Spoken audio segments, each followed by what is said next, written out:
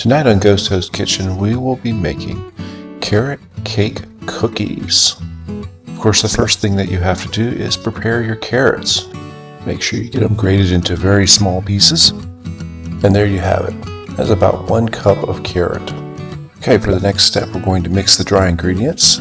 3 cups of old-fashioned oats. Don't use the steel cut ones, they don't work as well. 1 3/4 cups of all-purpose flour. 2 teaspoons of cinnamon. A teaspoon of baking soda. Give your cookies a little rise to them. Some salt. And some nutmeg.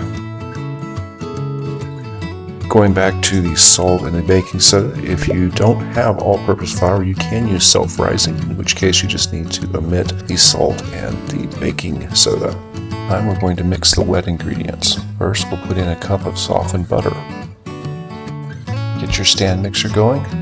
Basically what you want to do is you want to end up creaming your butter, mixing it with the sugar. If you use butter that has not been softened, this step will be very difficult as the butter will not accept the sugar, won't mix well. So add your 1/2 cup of sugar. And then you want to add your cup of brown sugar and just continue to let those mix together.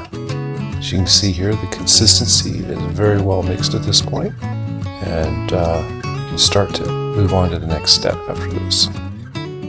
Alright, so now you want to add 2 eggs.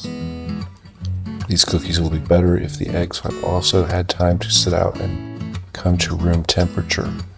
It's always a good idea to remove the eggs from the shells in a separate bowl. That way you can remove any small pieces of shell and they don't find their way into your cookies.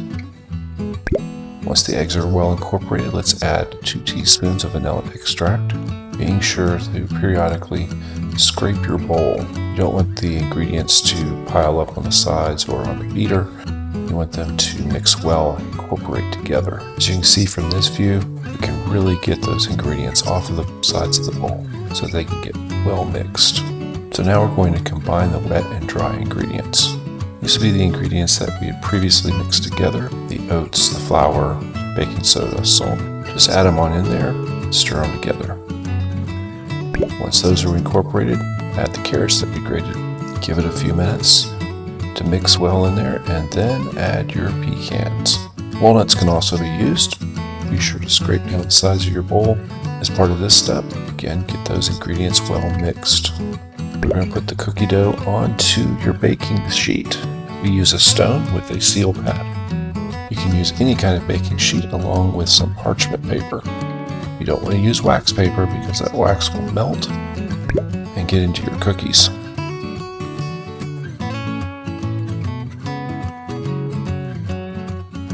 After you've put all your cookies out, place them in the oven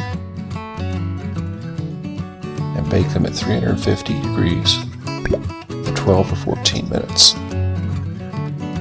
After that, let them cool on a wire rack. While they're cooling, you can make the icing. The icing here is a cream cheese based icing. We're using 3/4 cup of softened butter. It's just been allowed to sit out and become room temperature. A 12-ounce block of cream cheese, and we cream those together. Want to get them well incorporated. In this case, we're using the whisk attachment for our stand mixer. In the end, it'll make a very light and fluffy icing. To our icing, we want to add a teaspoon of vanilla extract. Now, personally, I like vanilla a lot, so we may have added just a little extra there. And then we will add in about a tablespoon or so of lemon juice. Lemon juice just gives the frosting a nice light and clean, refreshing undertone. Okay, then we're going to add our powdered sugar. It's about 4.5 cups. Add it in small batches of about 1/2 cup or so. You don't want to just put it all in at once. Okay, we've let that mix for about 3 to 5 minutes. As you can see, the texture there is really smooth. Move the speed up to high and really whisk in a lot of air. That's what gives us that light, fluffy texture to our buttercream icing. Now, just before we finish it off, we're going to add a tablespoon of cornstarch. That'll really help the icing maintain its shape. Just give that a little stir in, and your icing is ready to go. Just look how smooth that is. Alright, now for the fun part, let's decorate our cookies. Now we're going to make cookie sandwiches out of these. So we take 2 cookies and just make that into a little cookie sandwich. A little dollop on top. There you have it. That is a carrot cake cookie. Thank you for watching, and look for our next recipe from Ghost Host Kitchen.